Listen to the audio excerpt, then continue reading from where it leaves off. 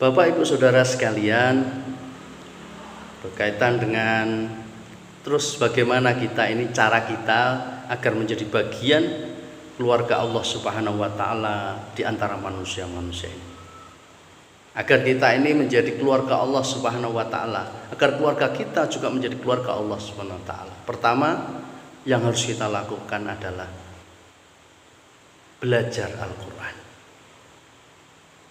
Ayo kita sama-sama belajar. Tidak ada yang paling sempurna, tidak ada. Tapi keinginan untuk belajar itu sangat penting. Kalau tidak, ya bagaimana keluarga kita, anak-anak kita mulai sekarang, orientasi hidup kita ini tidak hanya sekedar duniawi semata. Insya Allah mudah duniawi itu. Tapi yang perlu kita kejar adalah bagaimana anak-anak kita nanti menjadi ahli-ahli Al-Quran. Menjadi ahli-ahli Al-Quran. Ya, itu belajar Al-Quran supaya akan menjadi ahli Al-Quran. Sejak kecil mulai kita belajar, karena dalam ibarat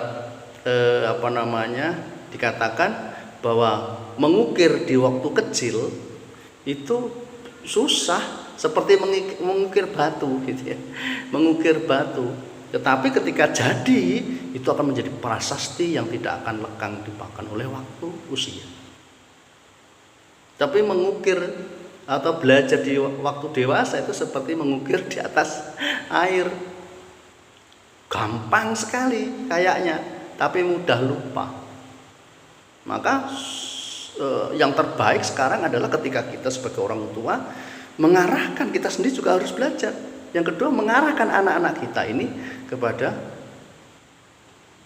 tempat-tempat di mana Al-Quran dipelajari. Kita berharap anak-anak kita ini nanti akan menjadi akhlaknya Al-Quran. Sebagaimana Rasulullah SAW diutus di muka bumi ini. Bu'istu liutamima makarimal akhlak. Jadi diutusnya Rasulullah SAW untuk menyempurnakan akhlak manusia. Dan akhlak seperti apa yang kemudian diinginkan? Yaitu akhlak sesuai dengan Al-Quran. Sebagaimana ahli Allah tadi, sebagaimana keluarga Allah SWT tadi. Tidak hanya orang-orang yang membaca Al-Quran, menghafal Al-Quran, tapi juga mengamalkan Al-Quran. Yang terakhir adalah menyampaikan Al-Quran, mendakwahkan Al-Quran, menyampaikan Al-Quran ke seluruh alam, penjuru alam. Bapak Ibu Saudara sekalian. Kemudian yang kedua, mengajak, setelah belajar, mengajak untuk mengamalkan Al-Quran. Mengamalkan Al-Quran. Ya memang ya bisa dikatakan susah ya. Tapi bukan berarti tidak bisa. Pelan-pelan, sedikit demi sedikit, ayo mulai makanan kita, nafkah kita cari yang halal, makanan kita makan yang halal, mungkin menjaga mulut kita, menjaga perilaku kita. Ini adalah bagian penting agar tetap sesuai dengan syariat Allah Subhanahu wa taala, sesuai dengan Al-Qur'an. Karena di dalam satu hadis disebutkan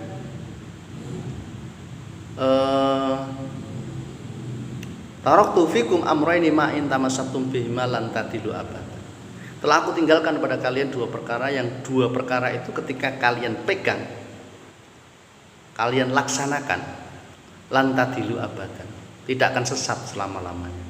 Kitabullah, Al-Quran, wa sunnatih, dan sunnah Rasulullah SAW. Jadi Al-Quran ini harus kita pegang betul, supaya hidup kita ini terarah dan berkah.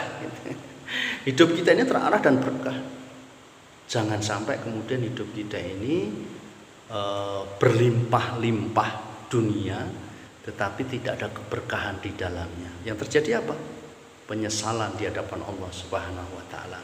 Bapak Ibu Saudara sekalian, yang ketiga adalah mendakwahkannya, mempelajarinya, mengamalkannya, dan yang ketiga adalah menyampaikan atau mendakwahkannya. Bagi sahabat-sahabat Bapak Ibu sekalian yang sudah bisa membaca Al-Quran, sudah tahu bagaimana menerapkan Al-Quran, mengamalkan Al-Quran, ayo kita tularkan kepada saudara-saudara kita, agar saudara-saudara kita juga menjadi ahli Allah gitu, keluarga Allah gitu. Nah, ini jadi penting. Ayo kita ajak sama-sama. Ya tidak ada yang sempurna. Tetapi bukan berarti kita tidak bisa kemudian berbuat baik. Gitu. Jadi belum baik, saya kan belum baik Ustadz. Masa ngajak orang? Ya sama-sama ayo kita belum baik. Saya juga yang ngomong ini adalah ya belum baik. Tetapi kita berupaya terus agar menjadi baik dan menjadi keluarga Allah SWT. Bapak Ibu sekalian, nah inilah yang harus kita lakukan.